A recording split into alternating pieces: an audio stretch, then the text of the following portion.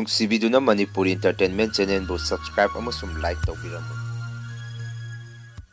ꯃꯌꯥꯝꯕꯨ ꯑꯍꯥꯟꯕꯃꯛꯇꯗꯤ ꯀꯣꯛꯅꯣꯅ ꯈꯣꯏꯔꯝꯖꯔꯤ꯫ ꯉꯁꯤꯁꯨ ꯁꯕꯁꯀ꯭ꯔꯥꯏꯕꯔꯁꯤꯡꯅ ꯍꯥꯞꯄꯤꯔꯛꯄ real horror story ꯑꯃ ꯃꯌꯥꯝꯗ ꯈꯨꯗꯣꯟ ꯇꯝꯖꯒꯦ꯫ ꯋꯥꯔꯤ ꯑꯁꯤꯕꯨ ꯂꯥꯟꯊꯣꯛꯆꯈꯤꯕ ꯃꯇꯝꯗ ꯁꯣꯏꯈꯤꯕ ꯂꯥꯟꯈꯤꯕ ꯌꯥꯎꯔꯕꯁꯨ ꯃꯌꯥꯝꯗ ꯉꯥꯛꯄꯤꯅꯕ ꯍꯥꯏꯖꯔꯤ꯫ ꯐꯔꯦ ꯑꯗꯨꯗꯤ ꯃꯌꯥꯝ ꯋꯥꯔꯤ ꯑꯁꯤ ꯍꯧꯅꯕ ꯇꯧꯖꯔꯒꯦ꯫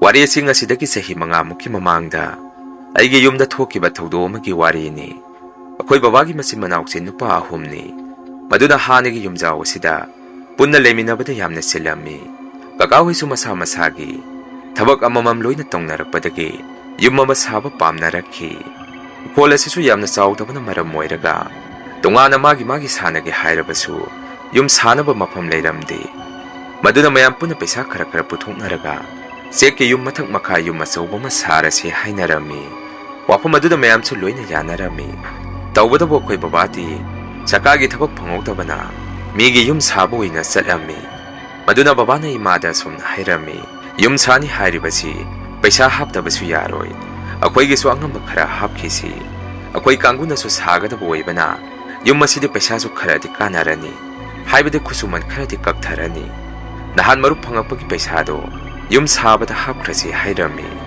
ꯕꯕꯥꯒꯤ ꯋꯥꯐꯝ ꯑꯗꯨꯗ ꯏꯃꯥꯁꯨ ꯌꯥꯔꯝꯃꯤ꯫ ꯍꯣꯏꯗ, ꯅꯅꯥꯎꯁꯤꯡ ꯑꯁꯤꯅ ꯁꯥꯎꯔꯁꯤ ꯍꯥꯏꯔꯤꯉꯩ ꯁꯥꯎꯕꯅ ꯐꯔꯦ꯫ ꯑꯩꯈꯣꯏ ꯅꯣꯏꯅ ꯍꯧꯖꯤꯛ ꯆꯦꯛꯀꯤ ꯌꯨꯝ ꯑꯃ ꯁꯥꯕ ꯍꯥꯏꯕꯁꯤ ꯑꯣꯏꯅꯤ ꯑꯣꯏꯔꯣꯏ ꯆꯞ ꯆꯥꯕꯤꯁꯨ ꯈꯪꯗꯦ꯫ ꯃꯈꯣꯏꯅ ꯅꯨꯄꯤ ꯑꯉꯥꯡ ꯊꯤꯅꯔꯛꯇ꯭ꯔꯤꯉꯩꯗ ꯈꯔ ꯐꯖꯅ ꯁꯥꯎꯔꯁꯤ ꯍꯥꯏꯔꯝꯃꯤ꯫ ꯁꯨꯝꯅ ꯕꯕꯥꯒꯤ ꯃꯆꯤꯟ ꯃꯅꯥꯎ ꯃꯌꯥꯝꯁꯤꯅ ꯌꯨꯝ ꯁꯥꯅꯤ ꯍꯥꯏꯕꯒꯤ ꯄꯥꯎ ꯑꯁꯤ ꯍꯦꯛ ꯇꯥꯔꯛꯄꯗ ꯌꯨꯝꯊꯪꯅꯅ ꯂꯩꯔꯤꯕ ꯏꯃꯨꯡ ꯑꯁꯤꯅ ꯀꯜꯂꯛꯄ ꯍꯧꯔꯛꯈꯤ꯫ ꯅꯍꯥꯟꯈꯩꯗꯤ ꯃꯈꯣꯏꯒꯤ ꯌꯨꯝ ꯑꯋꯥꯡꯕ ꯃꯊꯛꯇꯒꯤ ꯑꯩꯈꯣꯏꯒꯤ ꯌꯨꯝ ꯑꯁꯤꯗ ꯌꯦꯡꯊꯔꯝꯕꯅꯤ꯫ ꯑꯗꯨꯕꯨ ꯍꯧꯖꯤꯛꯇꯤ ꯆꯞ ꯃꯥꯟꯅꯅ ꯁꯥꯒꯠꯂꯛꯀꯗꯣꯔꯦ ꯈꯟꯗꯨꯅ ꯃꯈꯣꯏꯅ ꯀꯜꯂꯛꯄ ꯍꯧꯔꯛꯈꯤ꯫ ꯅꯣꯡꯃꯁꯨ ꯏꯃꯥꯅ ꯑꯌꯨꯛꯀꯤ ꯍꯧꯔꯛꯄꯗ ꯌꯨꯝ ꯁꯥꯕ ꯍꯧꯅꯕ ꯖꯇ꯭ꯔꯥ ꯍꯨꯟꯈꯤꯕ ꯃꯐꯝ ꯑꯗꯣꯝꯗ ꯂꯥ ꯃꯆꯦꯠ ꯑꯃꯗ ꯁꯤꯟꯗꯨꯔ ꯈꯔꯒ ꯁꯥ ꯉꯥꯒꯤ ꯏꯒꯨꯝꯕ ꯈꯔꯒ ꯂꯥ ꯃꯆꯦꯠ ꯑꯗꯨꯗ ꯄꯛꯇꯨꯅ ꯂꯩꯔꯝꯈꯤ꯫ ꯑꯍꯥꯟꯕꯗꯗꯤ ꯏꯃꯥꯁꯨ ꯀꯌꯥ ꯊꯣꯏꯗꯣꯛꯅ ꯈꯟꯖꯜꯂꯝꯗꯦ꯫ ꯀꯀꯥ ꯍꯣꯏꯅ ꯂꯥꯏꯒꯤ ꯁꯨꯝ ꯊꯥꯗꯣꯛꯄ ꯑꯣꯏꯔꯤꯅꯤ ꯈꯜꯂꯝꯃꯤ꯫ ꯉꯥꯏꯍꯥꯛ ꯂꯩꯔꯒꯗꯤ ꯕꯕꯥꯁꯨ ꯑꯃꯨꯛ ꯇꯨꯝꯕ ꯍꯧꯒꯠꯂꯛꯇꯨꯅ ꯃꯐꯝ ꯑꯗꯨꯗ ꯇꯧꯔꯝꯂꯤꯕ ꯃꯇꯧ ꯑꯗꯨ ꯎꯔꯛꯈꯤ꯫ ꯑꯗꯨꯒ ꯏꯃꯥꯕꯨ ꯀꯣꯏꯂꯥꯎ ꯂꯥꯎꯗꯨꯅ ꯀꯧꯔꯝꯃꯤ꯫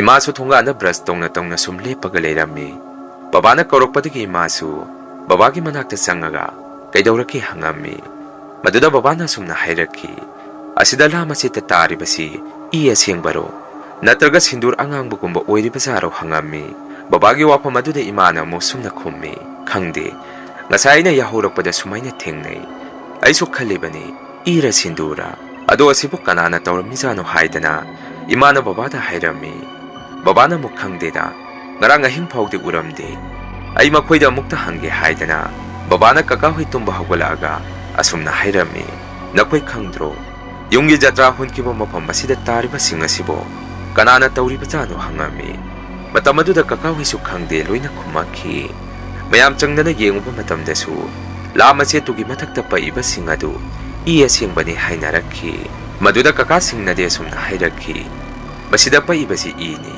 ꯑꯗꯣ ꯍꯨꯏ ꯍꯧꯗꯣꯡꯅ ꯑꯁꯥꯏꯗ ꯁꯣꯛꯎꯔꯒ ꯃꯐꯝ ꯑꯁꯤꯗ ꯈꯨꯜꯂꯝꯕ ꯑꯣꯏꯔꯝꯒꯅꯤ, ꯌꯥꯝꯅ ꯂꯨꯅꯁꯨ ꯈꯟꯖꯜꯂꯨꯅꯨ, ꯀꯔꯤꯁꯨ ꯑꯣꯏꯔꯝꯃꯣꯏ ꯍꯥꯏꯔꯛꯈꯤ꯫ ꯇꯧꯕꯇꯕꯨ ꯋꯥꯐꯝ ꯑꯗꯨꯗ ꯕꯕꯥꯒ ꯏꯃꯥꯒꯗꯤ ꯋꯥꯈꯟꯗ ꯆꯤꯡꯅꯕ ꯑꯃ ꯄꯣꯛꯂꯛꯈꯤ꯫ ꯀꯣꯟꯅ ꯏꯃꯥꯅ ꯕꯕꯥꯗ ꯑꯁꯨꯝꯅ ꯍꯥꯏꯔꯝꯃꯤ, ꯉꯁꯥꯏ ꯇꯧꯔꯝꯃꯤꯕ ꯃꯇꯧ ꯑꯗꯨ ꯃꯤꯅ ꯑꯑꯣꯏꯅꯅ ꯇꯧꯁꯤꯜꯂꯝꯕ ꯃꯥꯜꯂꯤ꯫ ꯌꯨꯝ ꯑꯁꯤ ꯂꯣꯏꯁꯤꯟꯕ ꯉꯝꯗꯅꯕ ꯑꯩꯅ ꯈꯟꯕꯗ ꯃꯁꯤꯒꯤ ꯃꯤꯐꯠꯇꯕ ꯅꯥꯀꯟꯒꯤꯁꯤꯅ ꯑꯣꯏꯔꯝꯒꯅꯤ ꯍꯥꯏꯔꯝꯃꯤ꯫ ꯏꯃꯥꯒꯤ ꯋꯥꯐꯝ ꯑꯗꯨꯗ ꯕꯕꯥꯅ ꯑꯃꯨꯛ ꯑꯁꯨꯝꯅ ꯍꯥꯏꯔꯛꯈꯤ, ꯑꯩꯁꯨ ꯈꯜꯂꯤꯕꯅꯤ ꯃꯗꯨ ꯑꯣꯏꯔꯝꯒꯗ꯭ꯔꯥ ꯍꯥꯏꯗꯅ, ꯖꯇ꯭ꯔꯥ ꯃꯐꯝ ꯑꯗꯨꯗꯕꯨ ꯀꯅꯥꯅ ꯑꯗꯨꯃꯥꯏꯅ ꯇꯧꯅꯒꯦ, ꯃꯁꯤꯒꯤ ꯃꯤꯁꯤ ꯐꯔꯣꯏꯗꯣꯏꯔꯤ ꯍꯥꯏꯔꯝꯃꯤ꯫ ꯀꯣꯟꯅꯗꯤ ꯑꯩꯈꯣꯏꯒꯤ ꯌꯨꯝ ꯑꯁꯤ ꯁꯥꯕ ꯍꯦꯛ ꯍꯧꯔꯛꯄꯗ ꯏꯃꯨꯡ ꯑꯁꯤꯒꯤ ꯃꯤꯑꯣꯏꯁꯤꯡ ꯑꯃꯃꯝꯇ ꯑꯣꯏꯅ ꯗꯁꯥ ꯇꯥꯕ ꯍꯧꯔꯛꯈꯤ꯫ ꯍꯥꯟꯅ ꯕꯕꯥꯗꯒꯤ ꯍꯧꯔꯛꯈꯤ꯫ ꯌꯨꯝ ꯑꯗꯨ ꯁꯥꯕ ꯍꯦꯛ ꯍꯧꯔꯛꯄꯗ ꯕꯕꯥꯁꯤ ꯃꯊꯛꯇꯒꯤ ꯇꯥꯔꯛꯇꯨꯅ ꯌꯥꯝꯅ ꯊꯤꯅ ꯁꯣꯛꯈꯤ꯫ ꯈꯣꯡꯌꯦꯠ ꯊꯪꯕ ꯑꯃꯁꯨ ꯌꯣꯠ ꯐꯨꯝꯈꯤ꯫ ꯃꯇꯧ ꯀꯌꯥꯁꯤꯗ ꯏꯃꯥꯗꯤ ꯃꯁꯥꯗ ꯄꯥꯈꯠꯄꯅ ꯂꯣꯏꯈꯤ꯫ ꯃꯈꯥ ꯇꯥꯅ ꯌꯨꯝ ꯑꯁꯤ ꯁꯥꯒꯠꯂꯛꯄꯗ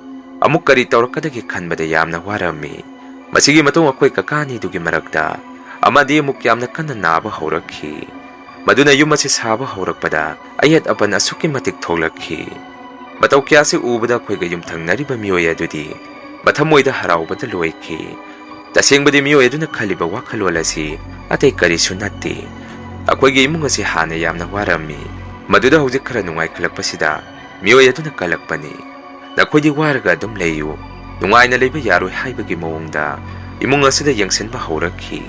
Asumna yum asida mathang asopan anayak yaurokpadagi saba haujaluraba yum adusu makha tana saba ngamdabi chahi animuk yum adu saba lepki.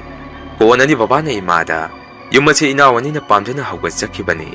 Masi loiraga makhoisu nupi angang thijage khanjaba oirini. Adubu haujikti masigi mifataba asina kari no hek toksenbirambadagi haujikti imung asi kangkhong sairi. Nangsu tumina leisanganu akhang ahei maiba maibi khara tanaraga kamaina toksige do khara tanau. Akhoi loina mangminarasi haibra haiduna babana imada wansilakhi. Matau kyasida imasu karisu khumde. Taubadabu imagi wakhandadi maiba natraga maibi maga tanarage khalami. Masi matung imana khoi lekaida asalata haidana imagi mamanabi malai. Haujiki neni hesiga imaga yumlembamda leiba maibi ma unaba salami. Maibi dusu nongna lai tongkhalakpagi lebaw mayak siyengna tungda urakadaba amadi thorakadaba lebaw mayak siyengna pirami. Matamadudasu maibi aduna imada sumna hairakhi. Haujik nakhoi yum sariba yumpham aduda mamangda saba haurakpada kulei kusu oiba mamai sangba yamnasu han oidaba mioi amana yum adu saba loiba ngamdanaba kari no toksenbirami. Madunani nakhoi yum adu pak loisanba ngamdribadu. Taubadabu yum adu sabadi yamna wana loisankhini.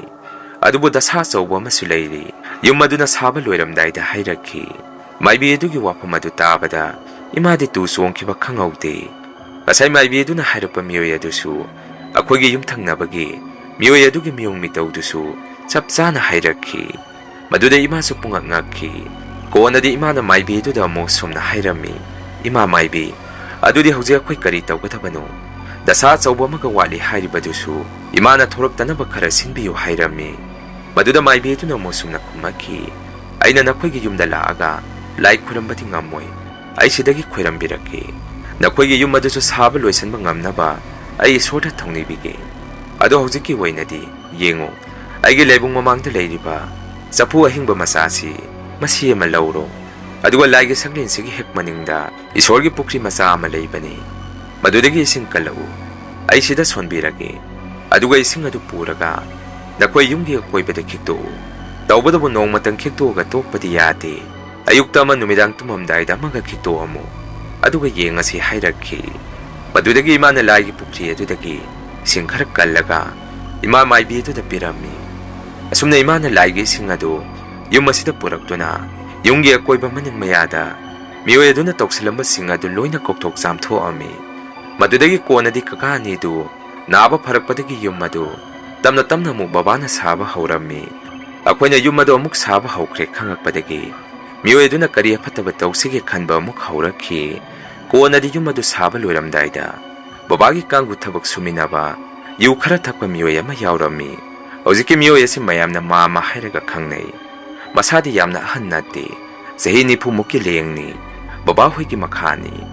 Mioi asi mamangdasu yu thak-tuna awangwa karga yum sarubada makhada ontharakpa kaya amasu yaukhrabani.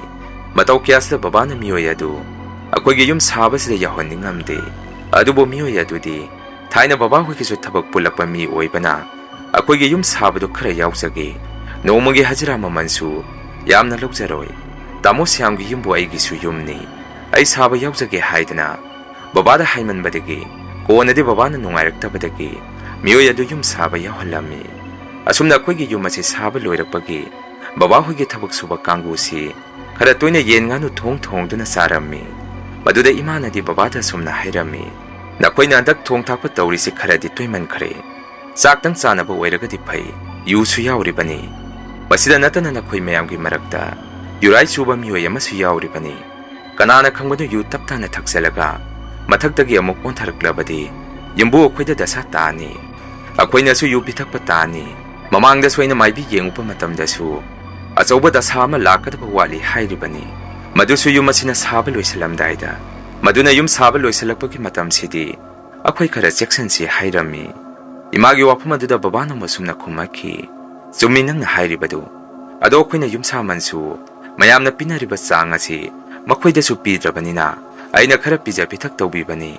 Aina paisa oina chapchana pirasu makhoina lau yarakadaba leite Maramdi makoy akoisi, thainadagi punna thabak suminarakpa kangku ngaktani, makoy gi yum sabadasu, aina mating yamna tawbiki. Phare ado ai toage, kona yum asi hongjalaba matung, amuk kona samin thangminarage haidana, babana imada hairami. Asumna baba ka imaga wari sanaba numit asige, nong heng anbada akhoi lekai gi joy hairiba miyoi asi, thabak suba lakhide. Mayamna so sumna hainaraki, ngasai bender da thingnarami, ngasidi ma laaroy, yu tapna na thaksalaga, lampakta tumamani hairami. Kona di mayam thabak suba loiramdai, pung ahum tarpa matam masaida, joy hairiba miyoi asi, yu phunda ngauraga akhoi gi dalaki. Mayamna suma lakpo ubada, yumda hankro, zanga anu thabak su loisale hairami. Matamadu da joy hairiba miyoi asidi, magi yugini sado amada muksang nisa khairaga leiki. Madudagi mayam su thabak surambagi, posay kusu kulay loisannaringai. Miyoi adudi mataw karamna mathakta karamino khangawkhide. Ikang khangawdana mathaktagi makhada taraki. Mana tarakpa matamdasu, sektek pairaga leiriba mafam amada tasankhi. Mataw aduda mayam su pakhanaduna, miyoi adu lakhwalaga khudakta, kakagi garida hospital na pukhalami. Tawbaduba miyoi adudi, khudakta mana mathaktagi, hek tarakpa ka sirabani. Hospital hek yawbaga sa doktor na, yararoi hairaki. Numidadu ima su pawadu tabadagi wanthaki. Mayam na so na yu khara pithaga, thabak suan badagi tawbani haidana, akhoi da lana paw sandok pirakhi. Madu pumba so akhoi imung na miyoi amataga wansannaramde. Maibi aduna haripa warola duma, chapsana thokhi. Miyoi aduna akhoi gi yum madudagi, taraga hek sikiba numit adudagi, saba loisalaba akhoi gi yum masi, ahinga thingba mi tumna himna kharaba matam, misik mirakon tanaraktraba matamda, saba loisandriba akhoi gi yum mathak aduda, miyoi ama stiyarda kabagi makholama, akhoi gi imungna tarakhi. Matam aduda babana de akhoi mayamda sumna hairakhi, karisu tawroi, magi sora sondi tawrini, sora hek sonkibaga magi mathwai mami asi, loina satkrani hairakhi. Maduda akhoi su kina leinarami, nongmasu ahing amada ina tumthage hek tawrokpada, yum mathak aduda thabak subagi mawongda, kokak makholama tarakhi. Babai masu makholadu tarabara khangde, aige inakta sangaga karisu natte, usigumba oiramgani haijalakhi. Asumna matam kharadi saba loidriba akhoi gi yum masi, asuki matik tamnarami, miyoi adugi sorat hayengni haibagi, ngasiguma numit asidasu, yum mathakda belampati totpagi makhol amasu, akhoi imungi miyoi singna tarakhi. Aduga miyoi amana pan chongaga, chenkibagi mawong mataw kya amasu tawrakhi. Masigi matung sorat hek loikibagadi, imana maiba tawraga, yum masi siyengna laitin khwaram thokhi. Madudagi hana tamnarambasing adu phakhi. Hojik kakawai su nupi loina thinare, macha su yaure. Maduna angangsing aduga wawa langduna leibadagi, hanagi thawdok pumba su loina kaurami. Masini mayam, ngasigi riyan horror story. Matangi warida mayam punamuk thengnarasi. Masigidi mayam dagi, kainanaba biday lawsari.